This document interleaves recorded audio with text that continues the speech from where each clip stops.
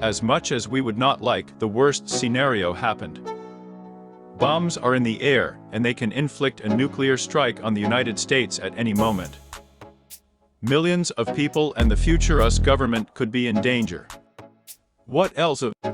Ever since the US bombed the Nazis, followed by the Soviet Union a few years later, the government has been preparing for the worst-case scenario of a nuclear attack on the homeland.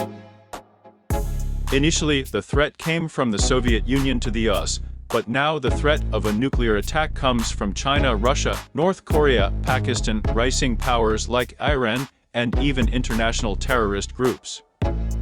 No one knows if any of these other than the first two could hit the United States. After the September 11 attacks, the US government quickly began planning for all occasions. There are several scenarios created by the Department of Homeland Security, and a nuclear attack is the #1 national response scenario. Horrifyingly, the scenarios are ranked according to their likelihood of occurring, meaning that the government believes that a nuclear attack on the homeland is the most likely catastrophic scenario. The government's first step is to try to contain the nuclear threat, which is much more difficult than before. During the Cold War, keeping a nuclear weapon from being launched usually meant talking to one man, the Prime Minister of the Soviet Union. While other countries had nuclear weapons, they were usually firmly aligned with one of the two sides. Now that India and Pakistan have nuclear weapons and are at war with each other, plus the notoriously unstable Kim regime is constantly testing missiles. With the collapse of the Soviet Union and the instability of other regimes, it is possible that nuclear weapons and dirty bombs will end up on the black market. The biggest threat is long-range nuclear missiles, which carry the largest payload. It is believed that only Russia and China can strike the US in this way, and North Korea is working hard to join this path. The warning system is the key. The USA, Canada, and Denmark developed a radar system during the Cold War that warned of an attack from the Soviet Union. Since the shortest route for a Soviet missile was through the North Pole, they built infrastructure all over the Arctic. These systems were the building blocks for ballistic missile warning systems around the world. During the Cold War, there were several false alarms about incoming missiles, and a nuclear war was only averted by a cold-blooded command that broke protocol and delayed a full-scale retaliatory strike. Even today, in 2018, there were false alarms. The people of Hawaii received an emergency message about an incoming ballistic missile, which caused panic in most of the island. These were false alarms, but the real one could come at any moment. In the event of a real nuclear attack, the government has many plans to save the situation. The first priority is to ensure the security of the president, and the key to US defense is nuclear football. Despite what the media wants you to think, there is no briefcase with a big button to launch nukes, which is probably a good idea considering how some presidents could hit it because someone insulted them on Twitter. Instead of launching a nuclear weapon, the president uses the briefcase to communicate with the Pentagon from anywhere and give his instructions. Presidential orders are confirmed through the Pentagon, but their sole purpose is to confirm that the president is issuing orders. Once the president gives the command to launch a nuclear weapon in response to an attack or as a first strike, the Pentagon has no right to override the order. They confirm the president's identity, including the current nuclear codes, and start the process. Since the Cold War, the United States has carefully prepared for defeat with nuclear weapons. If you look at today's time, in case of infection, an organization will immediately appear that will fight the catastrophe at taxpayers' expense. A public health emergency medical establishment, or FEMS for that matter, the purpose of which will be to get people supplies and medicine, inform people about safety measures, find out where the attack came from, and decide on a response. The government has bunkers all over the country, with Raven Rock being the largest and safest.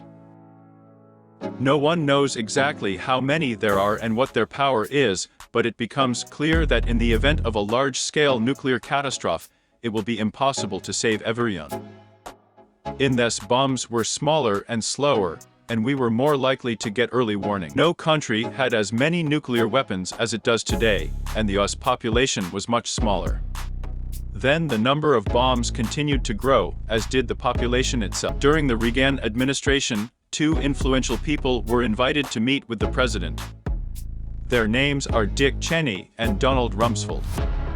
Although they would become famous or infamous in a few decades, they were now only trusted advisors, and Reagan wanted them to develop a Cold War strategy to ensure the survival of US leadership during a nuclear war. Tensions in the Soviet Union were heating up again, and nuclear war could break out at any moment. So every year they went on a secret mission to plan an escape route for the line of succession. Although the plan is highly classified, it is believed that key officials were separated and sent to separate bunkers, with each group including a cabinet member and officials representing the Department of Defense, the State Department, and the CIA. So no matter who survives, the infrastructure will be ready to take command. But what will be the life of those who survive? The main thing is to stay underground in bunkers. This is exactly what the US policy was in 1950s. Decision. The government is no longer really advising people to plan for a nuclear disaster, even if it's a little more likely, as it was after the Cold War. And even if the government does not plan a war, this does not mean that it is not ready for it. What would happen if the US did indeed suffer a nuclear attack that killed millions of people and wiped out most of the US government? It would be clear that there is a state of war, but what if the government first knew exactly where the bombs came from? The first task of the mobile command centers will be to track the bombs to make sure we strike back at the right country.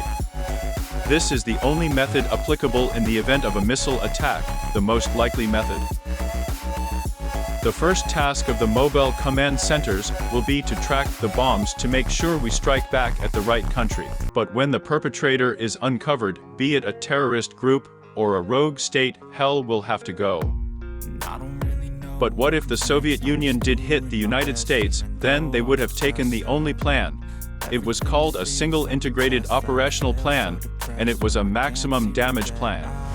It was called the single integrated operational plan, and the doomsday agenda was to use over 1,000 nuclear devices on over 700 targets. Destroy all major Soviet and Chinese cities and targets in other communist countries such as North Korea. But will this plan to use nuclear weapons today work? In a word, no. Enough examples with Hiroshima and Nagasaki. And today any weapon is more advanced than before. The use of this weapon will stop the course of normal life on Earth for a long time. The air will be contaminated throughout the planet. In the best case, people will have to live underground for many years. In the worst case, it could stop living on the entire planet.